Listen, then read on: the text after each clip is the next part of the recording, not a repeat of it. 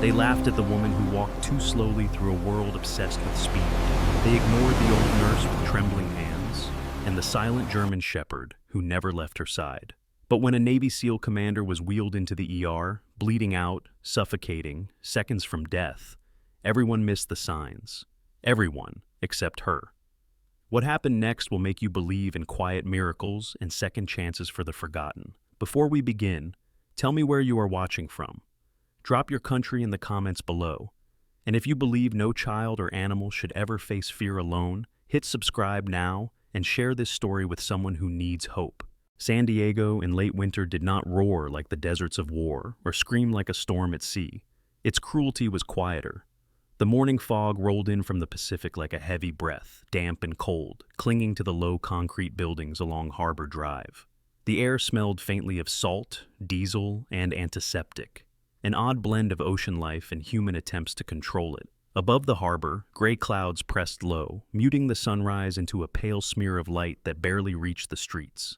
Harbor Point Medical Center rose from that haze like a slab of polished steel and glass, modern and immaculate, its sharp angles reflecting a city that believed in efficiency, speed, and youth. Ambulances idled near the emergency entrance, engines humming, lights dim but ready.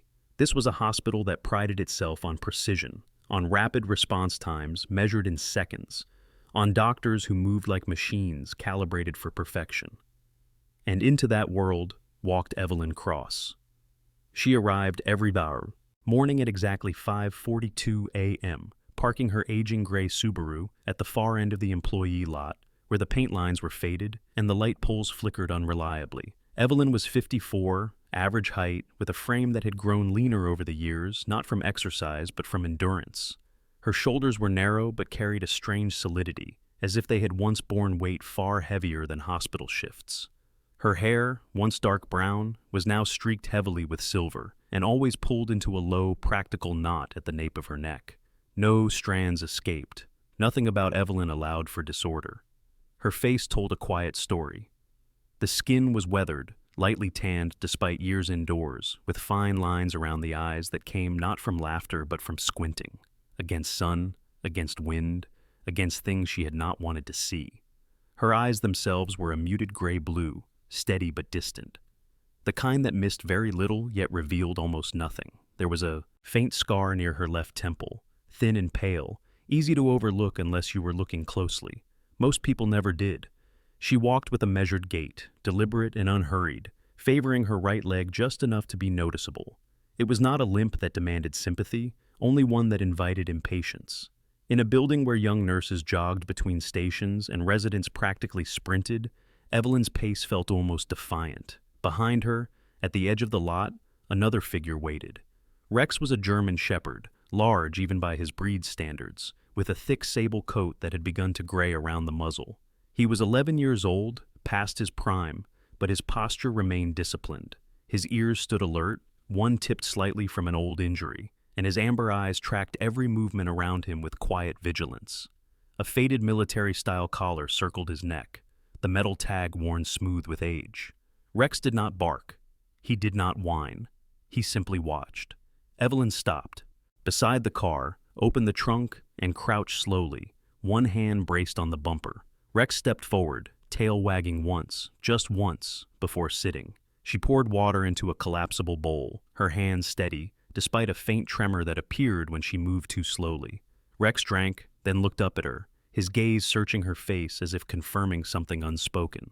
"Same rules," she murmured, her voice low and roughened by years of disuse. "You wait." Rex remained seated as she closed the trunk. He lay down beside the car, chin on his paws, eyes never leaving her as she walked toward the entrance. It was the only goodbye they ever exchanged. Inside, Harbor Point was already awake. Fluorescent lights hummed overhead, reflecting off pristine floors that smelled of disinfectant and something faintly metallic. The night shift was handing over to the morning crew, voices overlapping in clipped, efficient exchanges. Coffee cups were clutched like lifelines. Evelyn changed into her scrubs in silence. They were a size too loose, hanging off her shoulders and hips, disguising what little remained of her former strength. She pinned her badge to her chest, Evelyn Cross, RN, then paused briefly, as she always did, adjusting it until it sat perfectly straight. She stepped onto the floor. The first comment came less than 5 minutes later. "Morning, slow-mo," said a voice from the nurse's station, light and amused. The speaker was Tyler Boone, a surgical resident barely 30, tall and angular, with sandy hair perpetually styled to look effortlessly messy. His beard was carefully trimmed, the kind that suggested confidence and free weekends. Tyler was good at his job, ambitious, and acutely aware of it. He leaned back against the counter, coffee in hand, watching Evelyn double-check a medication tray. "You know you can trust the labels," he added, grinning. "They don't change overnight." Evelyn didn't look up. "They do sometimes," she replied calmly. "Manufacturing errors, misprints. Happens more than you think." Tyler laughed, shaking his head. "You're something else." Nearby, another nurse, Lila Moreno, watched quietly. Lila was in her early 40s, practical, sharp-eyed, with dark hair pulled into a ponytail, and the tired compassion of someone who had seen too much, but not enough to stop caring. She didn't join the laughter, but she didn't intervene either. Around here, survival often meant neutrality. Word traveled fast in hospitals, and Evelyn Cross had already been assigned a label. She was old school. She was too cautious. She was slow. Some whispered she came from a rural clinic somewhere in the Midwest, the kind of place where patients still paid in cash and emergencies meant tractor accidents, not gunshot wounds. Others speculated she had transferred to Harbor Point, chasing a pension before retirement. No one asked her directly. No one thought it mattered. Evelyn heard everything. She heard the jokes about her pace, about her shaking hands, about how long it took her to restock a supply cart. She heard the sighs when she insisted on rechecking vitals or verifying dosages. She heard her name paired with words like liability and outdated. Each remark slid over her like rain over stone, absorbed but not acknowledged. What they didn't see were the small details she noticed. The way monitors drifted half a second out of sync, the subtle change in a patient's breathing before alarms sounded, the tension in a room just before it turned chaotic. Evelyn noticed these things because once, long ago, missing them had meant death. During her break, she stepped outside into the cold air, wrapping her arms around herself. The fog had thinned, but not lifted. From the edge of the lot, Rex rose slowly and approached, tail wagging low. He pressed his head against her hip, solid and warm. "You're not supposed to be here," she whispered, though there was no real reprimand in her voice. Rex sat, back straight, eyes forward toward the building. He did not look at her. He was watching the doors. Evelyn followed his gaze. For a moment, the hospital's glass facade reflected her back at herself. An aging nurse, shoulders slightly hunched, scrubs hanging loose. She barely recognized the woman staring back. "Just a job," she said softly, more to herself than to the dog. "Just a quiet job." Rex's ears twitched. Somewhere in the distance, faint but unmistakable, came the low thrum of helicopter blades beginning to spin up from the naval base across the water. Evelyn's breath caught, just for a second.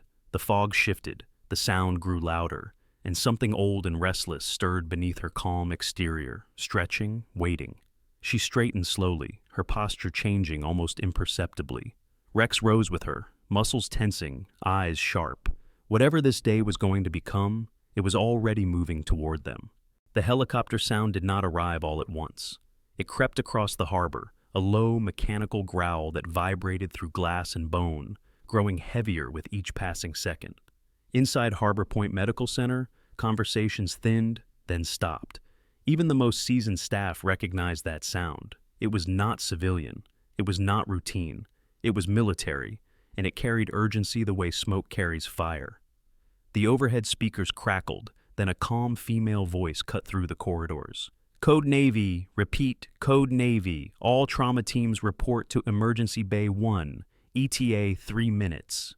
Evelyn Cross felt it before she moved, a tightening in her chest, a subtle shift in her balance, as if her body had remembered a stance her mind had tried to forget. Around her, the floor exploded into motion. Nurses ran. Residents barked orders. Gurneys were pulled into place with metallic clatter. The hospital transformed from a place of controlled efficiency into something sharper, more dangerous. At the nurses' station, Dr. Nathan Cole strode forward, already pulling on gloves. He was 36, broad-shouldered, with a square jaw darkened by permanent 5 o'clock shadow. His black hair was cropped close, more practical than stylish, and his eyes carried the restless confidence of a man who had never truly failed. Cole had grown up the son of an ER surgeon in Los Angeles, raised on stories of heroics and near misses. He believed deeply in decisiveness, sometimes mistaking it for wisdom. "All right," he said loudly, clapping once. "This is not a drill. Military inbound, likely multiple trauma. I want clean bays and clear lines. Boone, airway, Moreno, blood protocol, move." Tyler Boone straightened instantly, grin gone, replaced by focused alertness. Lila Moreno nodded once and disappeared toward the blood bank. The team moved with practiced speed, each person sliding into their assigned role. Evelyn remained near the wall. She had been told, very clearly, that in situations like this, her role was to assist from the margins. Supplies, documentation, stay out of the way. Dr. Cole glanced at her briefly, eyes flicking over her like an inventory item. "Cross," he said, already turning away. "You handle restocking and runner duties. Don't crowd the bay." "Yes, doctor," she replied. Her voice was steady, her hands were not. Outside, the helicopter descended onto the landing pad with a force that rattled the windows. The downdraft sent loose debris skittering across the concrete. In the parking lot, Rex rose to his feet, hackles lifting, ears snapping forward. He did not bark. He did not move closer. He watched the aircraft with the intensity of recognition. The ambulance doors burst open moments later. Cold air rushed in, carrying the sharp scent of fuel, blood, and seawater. Paramedics shouted vitals as they wheeled the first gurney through the doors. "Male, mid-30s, GSW to lower abdomen, unstable." Another followed close behind. "Blast injury, partial amputation, hypotensive." Then came the third. This one moved slower, surrounded by a tighter ring of bodies. 2 naval medics flanked the gurney, their uniforms smeared dark with blood. A military police officer walked alongside, eyes scanning the room. The patient was massive even in repose, chest broad beneath torn tactical fabric, arms corded with muscle. His face was pale, jaw clenched, beard matted with sweat and blood. His hair was dark blonde, cropped short, plastered to his forehead. "Commander Lucas Hale," one of the medics shouted.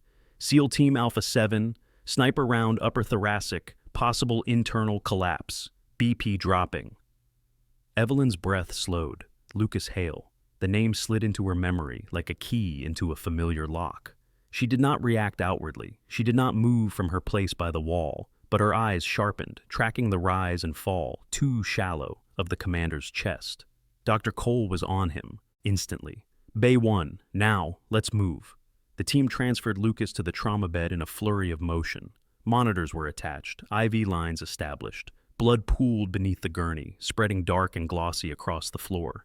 The beeping of the heart monitor accelerated, sharp and insistent. Evelyn watched. She saw the way Lucas's neck muscles strained with each breath. She saw the uneven rise of his chest, the right side lagging just enough to matter. She saw the way his eyes fluttered, unfocused, his body fighting for air it could not draw properly. Dr. Cole leaned over the patient, voice calm but edged with urgency. "Airways compromised. Prep for intubation." Tyler Boone moved in, efficient, confident. "Suction ready. Blood pressure?" Cole asked. 80 over 50 and falling," Lila called out from the doorway. Cole swore under his breath. "Okay." We secure airway, then address thoracic wound. "Focus, people." Evelyn's fingers tightened around the edge of the supply cart. Something wasn't right. She stepped closer, just enough to see the monitor clearly. Oxygen saturation hovered dangerously low, refusing to rise despite assisted ventilation. The commander's trachea, subtle but unmistakable, had shifted. Her mouth opened, then closed. She had been warned. She had been dismissed. And yet, every instinct she had ever trusted screamed at her now. "Doctor," she said quietly. Dr. Cole did not hear her, or chose not to. "Push meds," he ordered. "We don't have time." Lucas's body convulsed, a reflexive surge of strength even as consciousness slipped. His hand shot out, gripping Boone's wrist with surprising force. "Restrain him," Cole snapped. "He's hypoxic." Evelyn stepped forward another half pace. "Dr. Cole," he turned then, irritation flashing across his face. "What is it, Cross?" Her voice dropped, losing its tremor. "His lung is collapsing. You're chasing the wrong problem. The room stilled, not completely, but enough for the words to land. Cole stared at her, incredulous. Excuse me? Tension pneumothorax, Evelyn Sitiu, Evelyn said. Right side. You intubate now, you'll make it worse. For a split second, doubt flickered across Cole's expression. Then his jaw tightened. That's your opinion, he said sharply. Step back. Evelyn did not move. Outside the bay doors, Rex let out a low, warning growl, unheard above the alarms, but felt by those close enough. His body pressed against the glass, muscles taut, eyes locked on the figure on the table. Lucas Hale gasped, a harsh, wet sound tearing from his chest. The monitor screamed. Evelyn reached for the tray. Stop, Cole barked. Security. But the words came too late. Her movements were sudden, precise, stripped of hesitation. She seized a large-bore needle, her hands steady now, guided by memory deeper than thought. She placed her palm against Lucas's chest, counting. Ribs without looking, feeling the space she needed. Rex barked once, loud, commanding. Evelyn drove the needle home. The hiss was unmistakable. Air burst free, sharp and violent, like a trapped thing escaping. Lucas's chest rose fully for the first time since arrival. The monitor's frantic beeping slowed, then steadied. Silence crashed over the room. Lucas inhaled, deep and ragged, eyes snapping open. His gaze cut through the chaos and found Evelyn's face. For a moment, recognition flared there, raw, emotional, unguarded. His hand lifted weakly, and he saluted. It was imperfect, trembling but deliberate, a warrior's acknowledgement. Evelyn held his gaze just long enough, then nodded once. Stay with me, she said softly. You're safe. Dr. Cole stood frozen, shock etched into every line of his face. Around him, the team stared at Evelyn as if she had stepped out of another world. Outside, Rex sat back on his haunches, chest out, ears high, mirroring the salute with rigid stillness. The moment shattered as security rushed in and voices rose again, but something fundamental had already shifted. Evelyn stepped back, her role reclaimed by others, her heart pounding not with fear, but with the knowledge that the past had finally caught up to her. The trauma bay did not erupt after the miracle. It contracted. Sound returned in fragments. The hiss of oxygen, the click of clamps, the soft slap of blood-soaked gloves hitting stainless steel trays. But no one spoke about what had just happened. They worked around Evelyn Cross as if she were a ghost that had briefly become solid and then faded again, leaving behind the uncomfortable evidence of her existence. Commander Lucas Hale was stabilized enough to be transferred, his breathing supported, his color no longer the sickly gray that haunted the edge of death. As he was wheeled out toward surgical imaging, his eyes closed again, not in fear this time, but in exhaustion. His hand fell back to the mattress, the salute completed, its meaning already beginning to ripple outward in ways no one in that room yet understood. Dr. Nathan Cole removed his gloves slowly. His hands were large, capable hands, the kind that usually inspired confidence. But now they shook just enough to betray him. He stared at the blood on the floor where Evelyn had knelt, then at the needle still protruding from the commander's chest, now secured and connected to a temporary valve. Finish the transfer, he said at last, his voice tight. Let's move. The staff obeyed, but something in their movements had changed. The easy authority Cole normally wielded had dulled, replaced by an unspoken question hanging in the air. What if he had been wrong? And what if everyone had seen it? Evelyn stepped back against the wall, her heart still pounding, her breathing slow and controlled. The tremor returned to her hands as the adrenaline drained away. She clasped them together, fingers interlaced, grounding herself in the familiar ache of old injuries. No one thanked her. No one reprimanded her either. That silence was heavier than either response. From the far end of the corridor, Dr. Marcus Avery approached. Avery was the attending physician overseeing emergency services that day, a man, in his late 40s with prematurely white hair and a face carved by years of administrative strain. He was tall but stooped slightly, as if the weight of responsibility had pressed his spine downward over time. Unlike Cole, Avery's confidence was quiet, worn thin by compromise. He had built his career balancing hospital politics with patient care, and it had cost him something he could never quite name. He stopped in front of Evelyn, eyes searching her face. That was a bold decision, he said carefully. Evelyn met his gaze. It was the right one. Avery nodded once, slowly. We'll discuss this later. It was not a threat. It was not reassurance. It was a promise of reckoning. As he turned away, Evelyn caught a glimpse of something like relief in his expression, and something else too: fear. Outside, the rain began. It came down in a steady, soaking sheet that turned the parking lot into a dull mirror reflecting red and blue emergency lights. Rex shifted under, the shelter of a narrow awning, water darkening his thick coat. He shook once, then settled again, eyes never leaving the hospital doors. Time passed differently for him now. Waiting was no longer passive. It was a vigil. Inside, Evelyn was summoned to a small conference room, just off the emergency wing. The room was windowless, lit by a single fluorescent panel that flickered faintly. A metal table sat in the center, surrounded by mismatched chairs. It smelled faintly of old coffee and disinfectant. Dr. Cole stood near the far wall, arms crossed tightly over his chest, jaw clenched. His earlier confidence had hardened into something brittle. Also present was Elaine Porter, the hospital's nursing supervisor for emergency services. Elaine was in her early 60s, tall and angular, with steel-gray hair cut into a severe bob. Her posture was impeccable, her uniform spotless. She had survived decades in hospital administration by mastering restraint. She rarely raised her voice. She rarely raised her eyebrows. When she did, people listened. Evelyn took the seat closest to the door. "Let's be clear," Cole began, before anyone else could speak. "What happened back there was a violation of protocol." Elaine raised a hand, silencing him without a word. She turned to Evelyn instead. "Explain your decision." Evelyn did not rush. She described the signs she had seen, the asymmetry of the chest rise, the tracheal deviation, the falling oxygen saturation. She spoke without embellishment, her voice even, clinical. When she finished, the room felt smaller. Cole scoffed. "You made a guess." "No," Evelyn replied. "I made an assessment."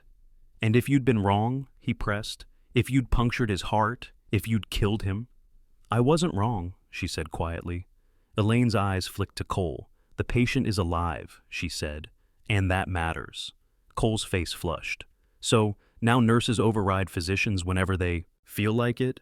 Evelyn looked at him then, really looked at him. She saw the pressure etched into his brow, the faint scar along his jawline from a cycling accident years earlier. The way his need to be right had grown sharper after his divorce, after the quiet loneliness he never spoke about. She did not mention any of it. "I intervened because you hesitated," she said, "and hesitation was killing him." The words landed hard. Elaine exhaled slowly. "This will go to administration," she said. "There will be a formal review." Cole's mouth twitched upward, just enough to be cruel. "Good." Evelyn stood. "Am I dismissed?" "For now," Elaine said. Evelyn left the room without another word. She changed out of her scrubs an hour later, her body aching as if she had run miles instead of standing still. In the locker room, a younger nurse watched her with something like awe mixed with confusion. No one spoke. When Evelyn stepped outside, rain soaked her. Immediately. Rex rose at once, trotting toward her, tail low but wagging. She knelt with a soft grunt, pressing her forehead briefly against his. "Not today," she whispered, "but soon." Rex licked her cheek, then stood guard as she unlocked the car. Across the harbor, naval lights glowed faintly through the rain. Somewhere inside that hospital, a SEAL commander breathed because she had remembered who she was. And somewhere else, wheels had already begun to turn. Dawn arrived in San Diego without ceremony. The rain from the night before had thinned into a mist that hovered just above the pavement, softening edges but doing nothing to warm the air. The city looked muted, as if it were holding its breath.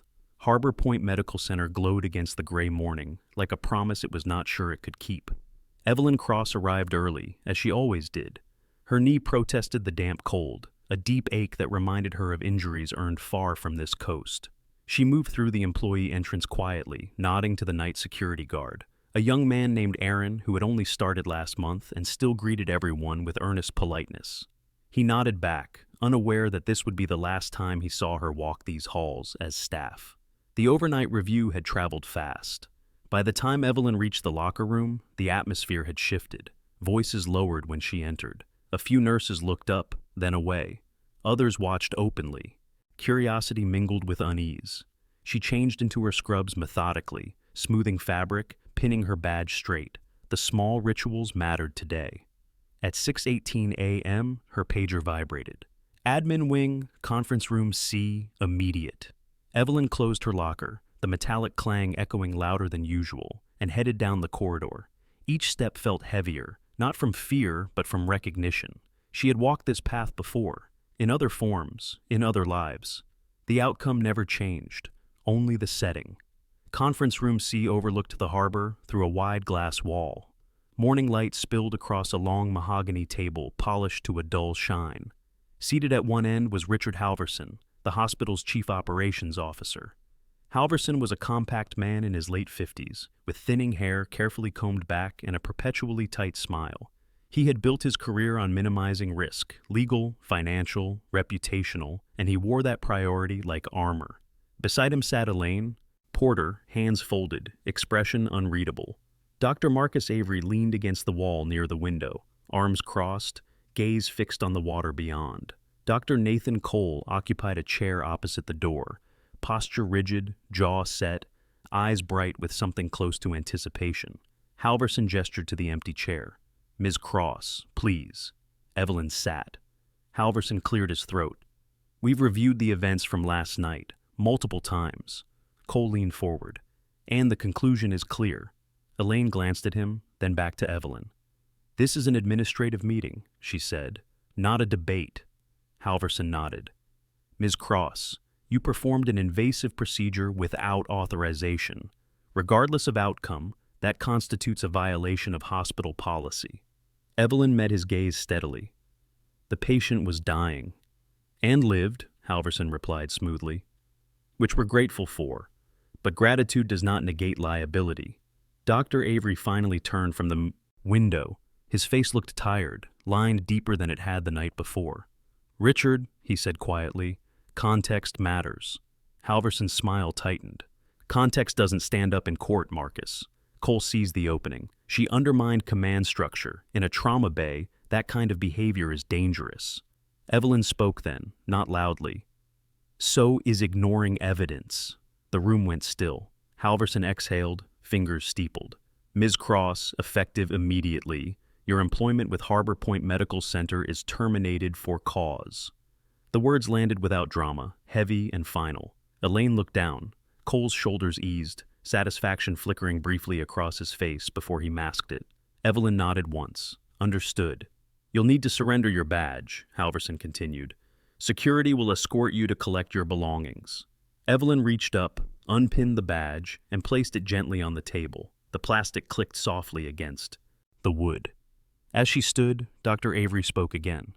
"For what it's worth," he said, voice low, "I would have done the same." Evelyn inclined her head. "I know." Security met her outside the room. Paul Granger, a senior guard with a grizzled beard and the weary eyes of someone who had once wanted to be a police officer, walked beside her. He didn't touch her. He didn't need to. "I'm sorry," he muttered as they moved down the hall. "So am I," she replied. In the locker room, Evelyn packed her things into a small cardboard box provided by administration. A cracked ceramic mug that read "World's Okayest Nurse." A stethoscope she had purchased herself years ago because the hospital-issued ones were, in her words, cheap nonsense. A folded photograph tucked into the back of the locker, sun-bleached, edges worn. She did not look at it. As she left, a young nurse barely out of school stepped forward. "You saved him," she said, eyes shining. "Everyone knows." Evelyn paused, then smiled faintly. "Then it was worth it." Outside, the mist had thickened again. Rex was waiting near the far end of the lot, rising stiffly when he saw her. His tail wagged once, then stopped when he sensed the shift in her posture. She knelt, setting the box down, and rested her forehead against his. "They sent us home," she whispered. Rex huffed softly, then leaned into her, solid and warm. They drove downtown in silence. The city was waking up now, coffee shops opening, buses hissing at stops, people beginning days that would unfold predictably. Evelyn parked near a transit station and sat for a moment, hands resting on the steering wheel. Inside Harbor Point, events continued without her. In the ICU, Commander Lucas Hale drifted in and out of sedation. His breathing was steady now, his vitals strong. At his bedside stood Lieutenant Commander Ian Brooks, his executive officer. Brooks was lean, dark-haired, with a trimmed beard and eyes sharpened by years of responsibility. He had been on the ground when Lucas went down, had carried the weight of command since. A nurse adjusted a monitor. Brooks watched, then asked quietly, "Who was the nurse who stabilized him?" The nurse hesitated. "Evelyn Cross. Where is she now?" She swallowed. "She was terminated this morning." Brooks's jaw tightened. He stepped into the hallway, phone already in hand. "Sir," he said when the call connected, "we have a situation." Back at the transit station, Evelyn boarded a city bus, Rex at her side, his leash looped loosely around her wrist. The bus smelled of damp coats and diesel. She chose a seat near the back, placing the box at her feet. Rex curled beside her, head resting against her shin. The bus lurched forward. Through the window, Harbor Point disappeared into the fog, its lights dimming with distance. Evelyn closed her eyes, not in defeat, but in preparation. She had survived worse endings than this. What she did not know was that the morning was not finished with her yet. The city bus rattled through downtown San Diego, its worn suspension groaning as it stopped and started through traffic lights that had begun to glow brighter against clearing skies. The rain had finally lifted, leaving the streets slick and reflective, the air washed clean and sharp. Evelyn Cross sat near the back, her cardboard box braced between her boots. Rex stretched along the seat beside her, with the quiet patience of an animal that understood displacement better than most humans. Evelyn watched the city pass without really seeing it, storefronts blurred into color and glass. People boarded and exited, each carrying the small, private weight of their own lives. No one paid her much attention. An older woman in plain clothes, a large dog at her side, invisible again. She had wanted that once. Now it felt heavier than it used to. Rex lifted his head as the bus slowed near the waterfront transfer station. His ears pricked, nostrils flaring slightly. Evelyn felt it too, a subtle pressure behind the eyes, the sense of being observed. She told herself it was habit, nothing more. Inside Harbor Point Medical Center, Lieutenant Commander Ian Brooks stood at the foot of Lucas Hale's bed, arms folded tightly across his chest. Brooks was 39, with a lean, compact build that spoke of endurance rather than brute strength. His dark hair was flecked with early gray at the temples, and his beard, kept short and precise, framed a mouth that rarely smiled. Years in special operations had taught him the value of quiet scrutiny. He listened more than he spoke. He remembered everything. Lucas lay propped against pillows, oxygen tubing resting beneath his nose. His skin had regained some color, though shadows still lingered beneath his eyes. When he opened them, they were sharp despite the medication, pale blue and assessing. "She saved me," Lucas said hoarsely. Brooks nodded. "I know." "No," Lucas insisted, forcing the words through a tight chest. "You don't. They fired her." That made Brooks straighten. "Who did?" "The hospital, administration." Lucas swallowed, pain flickering across his face. "She stepped in when their doctor froze." Brooks exhaled slowly through his nose. He had seen this pattern before, civilians clinging to procedure while soldiers bled out waiting for permission. "What's her name?" "Evelyn Cross." Lucas closed his eyes briefly. She knew exactly what to do, like she'd done it 100 times. Brooks didn't respond right away. He pulled his phone from his pocket and stepped into the hallway. The corridor was quiet, nurses moving softly, voices hushed out of respect for the ICU. He scrolled, typed, waited. "Admiral," he said when the line connected, "we have a situation." The man on the other end was Rear Admiral Samuel Whitaker, commander of naval operations for the region. Whitaker was in his early 60s, tall and angular, with a weathered face and eyes the gold, color of old steel. His hair was white now, worn close, and his beard, once regulation, now retired along with most formalities, gave him the look of a man who had spent more time outdoors than behind a desk. He had come up through the ranks the hard way, losing friends, burying regrets, and learning exactly how fragile heroism could be. "Go on," Whitaker said. "A civilian nurse intervened during Hale's intake, saved his life. Hospital terminated her for it." There was a pause. Not surprise, calculation. "What's her background?" Whitaker asked. "Unknown," Brooks replied. "That's what bothers me." Whitaker's voice hardened. "Find out." Back on the bus, Evelyn pulled the cord out and rose carefully as it hissed to a stop. Rex moved with her, steady, unhurried. The transfer station loomed ahead, concrete platforms, steel railings, the smell of oil and hot brakes. She stepped off and stood for a moment, unsure which direction to take. Home was only 3 blocks away, but the thought of its quiet pressed against her ribs. She chose a bench instead. Rex sat at her feet, back straight, eyes scanning. His coat was still damp from the morning, darker along his spine. A scar ran beneath his left eye, half hidden by fur. A pale line earned years ago in a place neither of them named anymore. Evelyn rested her hands on the box. "We'll figure it out," she murmured. Across town, Dr. Nathan Cole paced his office, agitation radiating from him in sharp bursts. He had changed into a tailored jacket, the crisp lines restoring some sense of control. The meeting with administration had gone exactly as he'd expected. Clean, final, necessary. Still, something gnawed at him. Cole poured himself coffee he didn't want and stared out the window at the harbor. He told himself he had done the right thing. Hierarchy mattered. Order mattered.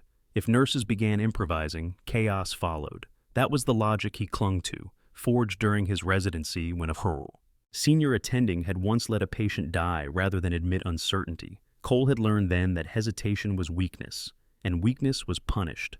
His phone buzzed. Unknown number. He hesitated, then answered. "Cole." "Dr. Cole," said a calm male voice. "This is Rear Admiral Samuel Whitaker, United States Navy." Cole straightened instantly. "Sir?" "I'm calling regarding Commander Lucas Hale." "Yes, sir, he's stable." "So I'm told." Whitaker's tone was neutral. "I'd like a full account of his intake." Cole launched into it smoothly, outlining procedures, decisions, emphasizing teamwork. He omitted Evelyn's name until the Admiral asked directly. "And the nurse?" Whitaker said. "The one who performed the decompression?" Cole swallowed. "She acted without authorization." Whitaker let the silence stretch. "Did she save his life?" Cole's jaw tightened. "The outcome was favorable." "That's not what I asked." Whitaker's voice sharpened. "Doctor, I don't care about your protocols. I care about my people." The call ended shortly after. Cole stared at the darkened screen, a chill settling in his gut. At the transfer station, Evelyn sensed movement before she saw it. A man approached from the far end of the platform, walking with purpose but without haste. He wore civilian clothes, dark jacket, jeans, but his posture gave him away. Military never truly left the body. He was in his late 50s, broad through the shoulders, beard neatly trimmed and salt and pepper gray. His eyes were sharp, scanning the environment, based him in even as they fixed on her. "Ms. Cross," he said. Evelyn rose slowly, one hand resting on Rex's collar. "Who's asking?" "Samuel Whitaker," he replied, producing a simple identification card. "Rear Admiral, retired as of last year." Rex stood, muscles tense but controlled. The man noticed, nodded slightly in approval. "I was hoping you'd say no," Evelyn said quietly. Whitaker studied her face, the lines, the scars she hadn't bothered to hide. "You saved one of mine." "I saved a man," she replied. "Titles didn't matter." Whitaker smiled faintly. "They do when people try to erase the truth." He gestured toward a nearby cafe, modest and nearly empty. "May I?" Evelyn hesitated, then nodded. Rex followed. Inside, the smell of coffee and baked bread wrapped around them. They sat. Whitaker spoke plainly, asking about her training, her instincts, the years she did not volunteer. Evelyn answered carefully, revealing nothing she wasn't ready to defend. When he finished listening, Whitaker leaned back. "You didn't stop being who you were," he said. "You just tried to live without it." Evelyn looked at Rex, then back at him. "That was the plan." Whitaker shook his head. "Plans change." Outside, the sun finally broke through the clouds, light spilling across the harbor. Somewhere wheels turned. Files opened. Questions spread. Evelyn Cross had been fired, but she was no longer alone. The cafe had begun to fill as the morning wore on, the low murmur of voices blending with the hiss of steaming milk and the clatter of cups. Evelyn Cross sat opposite Rear Admiral Samuel Whitaker, her posture composed but guarded, Rex lying at her feet like a living shadow. Sunlight streamed through the front windows now, illuminating dust motes in the air and catching the silver threads in her hair. It was a gentler light than the fluorescent glare of the hospital, and yet it felt more exposing. Whitaker did not rush her. He stirred his coffee slowly, the spoon tapping porcelain with a soft, deliberate rhythm. Years of command had taught him that silence was often more effective than interrogation. "You didn't deny knowing how to do it," he said at last. That tells me more than any resume. Evelyn's mouth curved into a humorless smile. I didn't think lying would help. No, Whitaker agreed. It rarely does. He reached into the inside pocket of his jacket and withdrew a thin tablet, its surface dark. I asked for your name to be run through some old systems last night, he said. Unofficially. Evelyn's fingers tightened briefly around the edge of the table. Rex's ears twitched. Those systems don't forget, Whitaker continued, even when people want them to. He turned the tablet toward her. The name at the top of the screen was not Evelyn Cross. It was Evelyn Morgan. Below it, rank insignia, dates, commendations, redacted mission summaries. A photograph taken years ago stared back at her. Leaner, younger, eyes harder, hair pulled tight beneath a helmet. A woman who looked like she belonged in place where rules bent under fire. Evelyn closed her eyes for a moment. I didn't disappear, she said quietly. I stepped aside. Whitaker nodded. After Kandahar. The word landed like a stone dropped into still water. That night had never truly left her. The heat, the dust, the screaming radio, the convoy hit by an improvised explosive device, the chaos that followed. She remembered kneeling in the dirt for hours, hands slick with blood that wasn't hers, holding pressure on a wound that should have been fatal. She remembered Rex, then younger, faster, standing over her, teeth bared at the darkness beyond the floodlights. And she remembered the damage to her hand, nerves torn, fingers never quite steady again. I was done, she said, with medals, with debriefs, with pretending it didn't cost anything. Whitaker's gaze softened, just slightly. You earned the right to be done. Tell that to the hospital, she replied. Whitaker leaned back. I intend to. Across town, Harbor Point Medical Center buzzed with an unease it could not name. Rumors traveled faster than patience. Nurses whispered at stations. Residents avoided eye contact with Dr. Nathan Cole, whose confidence had begun to crack around the edges. Cole sat in his office, jacket discarded, sleeves rolled up. The view of the harbor that once calmed him now felt accusatory. He replayed the phone call with Whitaker in his head, every clipped syllable, every pause heavy with judgment. He told himself again that he had done nothing wrong. That protocol existed for a reason, that letting one exception stand invited chaos. Still, his hand shook as he poured himself another cup of coffee. A knock sounded at the door. Come in, he snapped. Linda Reyes, the hospital's legal counsel, stepped inside. She was in her early 50s, impeccably dressed, dark hair pulled into a sleek bun. Her expression was professional, unreadable. She had built her career protecting institutions, not people, and she was very good at it. We have a problem, she said. Cole straightened. Define problem. The Navy, Reyes replied. They've requested all footage, reports, and personnel records related to Commander Hale's intake. Cole's stomach dropped. They can, Reyes cut in calmly, and they will. Back at the cafe, Whitaker stood and gestured toward the door. Come with me, he said. There's someone who wants to see you. Evelyn hesitated. I'm not going back there. Not the hospital, Whitaker said. The base. The drive to Naval Base San Diego was quiet. Rex rode in the back seat, head resting against the window, watching the world slide past. Evelyn sat in the passenger seat, hands folded in her lap, the past pressing closer with every mile. At the base medical wing, they were met by Lieutenant Commander Ian Brooks. He looked different out of combat gear, clean uniform, insignia sharp, posture precise, but his eyes were the same. He stopped when he saw Evelyn. That's her, he said simply. They moved through sterile corridors to a private recovery room overlooking the water. Commander Lucas Hale sat propped up in bed, his frame diminished by injury, but his presence undiminished. His beard had been trimmed, his face still pale but alert. When he saw Evelyn, he smiled. About time, he said hoarsely. She stepped closer, emotions flickering across her face before she masked them. You shouldn't be sitting up. Couldn't wait, Lucas replied. They told me you were fired. Evelyn shrugged. Occupational hazard. Lucas's smile faded. You saved my life. I did my job. No, he said, eyes sharp. You did more than that. He turned his gaze to Whitaker. Sir, if she hadn't stepped in, you'd be planning a funeral. Whitaker nodded. That's why we're here.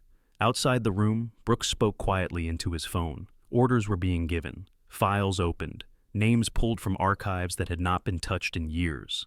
Evelyn stood by the window, looking out at the harbor, the ships anchored like patient giants. Rex lay at her feet, content, his duty clear.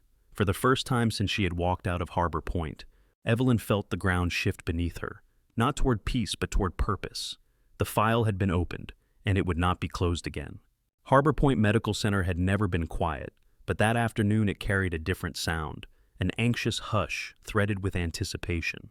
The glass facade reflected a sky clearing into blue, sunlight sharpening every edge, every shadow. Inside the lobby, conversations died mid-sentence as a convoy of black sedans pulled to the curb, doors opening in deliberate unison. Rear Admiral Samuel Whitaker stepped out first, moving with the measured certainty of a man who had learned when to advance and when to let others reveal themselves. His posture was straight despite the years, his beard trimmed close, his eyes scanning the building, not with hostility but with inventory. Beside him walked Lieutenant Commander Ian Brooks, uniform crisp, expression unreadable. A step behind them came Evelyn Cross, Evelyn Morgan. Wearing plain clothes, shoulders squared, hair pulled back. Rex moved at her heel, calm and alert, his coat brushed clean, the scar beneath his eye catching the light. Inside, Richard Halverson stood near the reception desk, hands clasped, smile affixed. He had been alerted minutes earlier, just enough time to rehearse pleasantries and remind himself that institutions endured because they did not panic. "Admiral Whitaker," Halverson said, stepping forward. "An honor. We weren't expecting—" "Save it," Whitaker replied mildly, continuing past him. "We're here to see Conference Room C." Halverson swallowed and gestured. Staff parted like water as the group moved through the lobby. On the mezzanine above, nurses gathered along the railing, faces pale with curiosity and concern. Dr. Nathan Cole watched from the far end, jaw tight, eyes flicking to Evelyn and then away. Conference Room C looked the same as it always had, mahogany table, harbor view, but the air inside felt charged. Whitaker took the seat at the head without asking. Brooks stood to one side. Evelyn remained near the window, Rex settling at her feet. Whitaker folded his hands. "We'll keep this simple." Linda Reyes entered last, legal pad tucked beneath her arm, expression neutral. She sat, pen poised. "Commander Lucas Hale survived a life-threatening injury," Whitaker continued. "The determining intervention was performed by this woman." He inclined his head toward Evelyn. "Your employee at the time." Cole leaned forward. "With respect, Admiral, she violated—" Whitaker raised a finger. Cole stopped. "We have the footage," Whitaker said. "Telemetry, witness statements, medical review." He looked to Reyes. "Your counsel has seen it." Reyes nodded once. "Yes." Halverson cleared his throat. "Admiral, our concern was liability." Whitaker's gaze sharpened. "Your concern should have been competence." He tapped a BIS tablet on the table. The screen lit, showing stills from the trauma bay, timestamps, vitals, the subtle but unmistakable tracheal deviation. The room leaned in, unwillingly. "Dr. Cole," Whitaker said, not raising his voice. "You hesitated." Cole's cheeks flushed. "Clinical judgment failed," Whitaker finished, "and was corrected." Evelyn spoke then, not loud, not pleading. "I didn't come here to argue titles. I came because the truth matters." Cole turned to her, bitterness cutting through his composure. "You undermined the team." "I prevented a death," she replied. "There's a difference." Silence pressed in. Outside the window, a gull crossed the harbor, wings bright against the water. The door opened quietly. A nurse entered pushing a wheelchair. Commander Lucas Hale sat upright, bandaged but resolute, a navy cover resting on his knee. His beard had been trimmed, his eyes were steady. Halverson stood abruptly. "Commander, you shouldn't—" Lucas raised a hand. "I'm fine." He rolled forward a few feet, then stopped, gaze locking on Evelyn. He straightened with effort, pain etched across his face, and lifted, his hand in a formal salute. The room froze. "This woman saved my life," Lucas said. "Not as a favor, as a duty." Whitaker nodded. "Thank you, Commander." Halverson's smile collapsed. Reyes wrote steadily. Whitaker stood. "We're done here." He turned to Halverson. "Dr. Cole's actions will be reviewed by the Navy's medical board in coordination with the state." Cole went pale. "You can't—" Whitaker met his eyes. "Watch me." Then he faced Evelyn. "Ms. Morgan, you have options." Evelyn glanced down at Rex, then back up. I want one thing. Whitaker waited. Your residency, she said, eyes on Halverson. Your training. Teach them to listen. Halverson nodded quickly. Agreed. Whitaker's mouth curved faintly. Then it settled.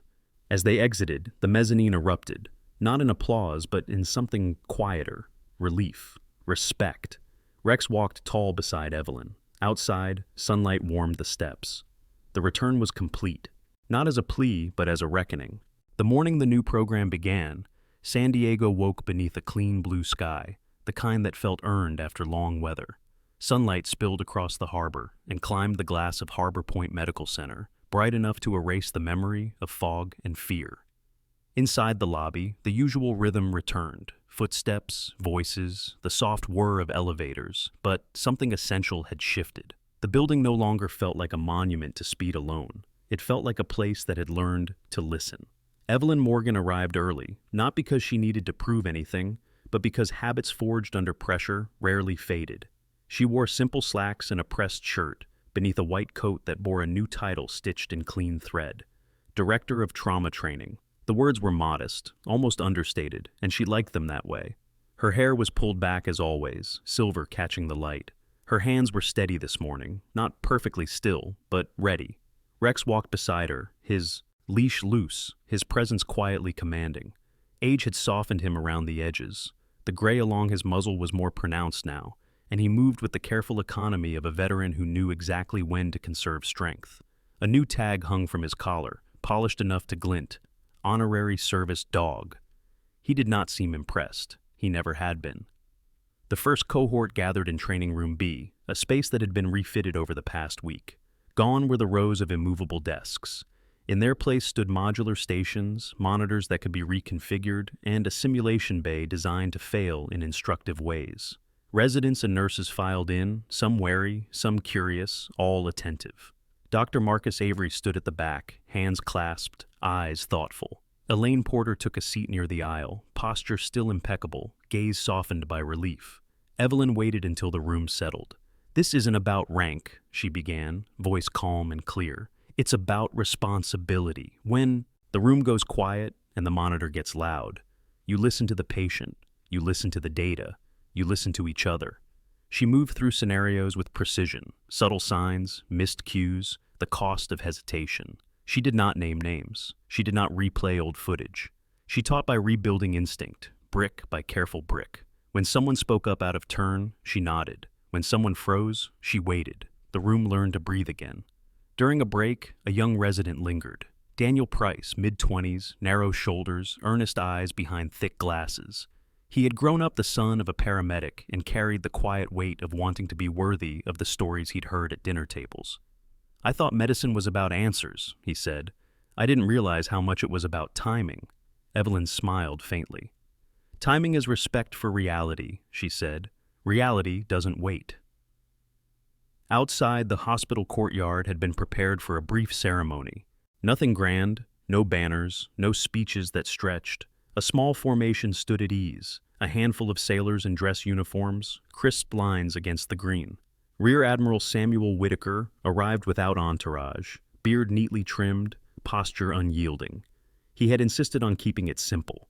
Commander Lucas Hale stepped forward, walking carefully but without assistance. His recovery had been disciplined, relentless. The injury had left its mark. He moved with a guarded grace now, but his eyes were clear. He wore his uniform properly, as if correctness itself were a promise. Rex, Whitaker said, glancing down. Rex sat, back straight, ears forward. Whitaker read from a short citation, his voice steady. For distinguished service, loyalty under pressure, and unwavering presence in the preservation of life. He paused, the corner of his mouth lifting. You've earned your retirement. Lucas knelt with effort and clipped a small ribbon to Rex's collar. Rex accepted it with solemn dignity, then leaned into Lucas's shoulder for a heartbeat longer than protocol allowed. Applause followed, not thunderous, but sincere. It carried. Later, in the ICU, Lucas paused at the doorway of a room that no longer belonged to him. He found Evelyn there, reviewing a chart with Daniel Price hovering nearby. You're changing the place, Lucas said. Evelyn closed the file. Places change when people do. He nodded, then hesitated. I'm heading back to the team in a few weeks. Good, she said. They'll need you. And you? He asked. She glanced toward the window, where the harbor lay calm. I'm where I should be. In the administrative wing, consequences unfolded with quiet inevitability. Dr. Nathan Cole's office stood empty now, his name removed from the directory. He had left without ceremony, the way people did when certainty abandoned them.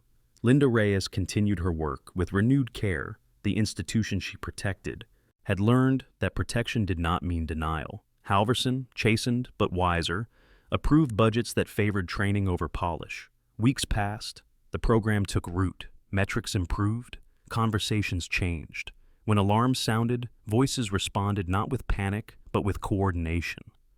One afternoon, as the sun dipped toward the water, Evelyn walked the perimeter path behind the hospital. Rex trotted ahead, stopping to sniff the salt air, tail swinging lazily. A horse from the mounted patrol, a calm bay gelding named Harbor, older and steady, stood with his officer nearby. The animal watched Rex with mild curiosity, ears flicking. Rex returned the look, then moved on, duty satisfied. At the overlook, Evelyn paused. She rested her hands on the railing, feeling the warmth of the metal.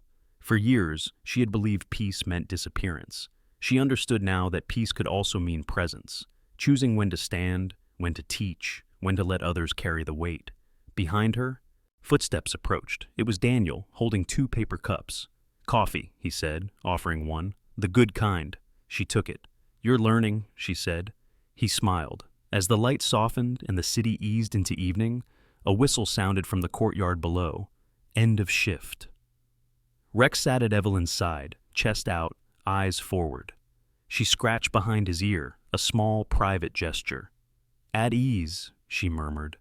Rex sighed and leaned into her leg. The hospital behind them glowed, not as a fortress, but as a workshop, where mistakes were examined, not hidden, and where heroes did not need to announce themselves. The harbor breathed. The day closed. And for the first time in a long while, nothing more was required. Sometimes, miracles don't arrive with thunder or fire from the sky. Sometimes, they walk quietly beside us, unnoticed, underestimated, carrying scars no one bothers to ask about.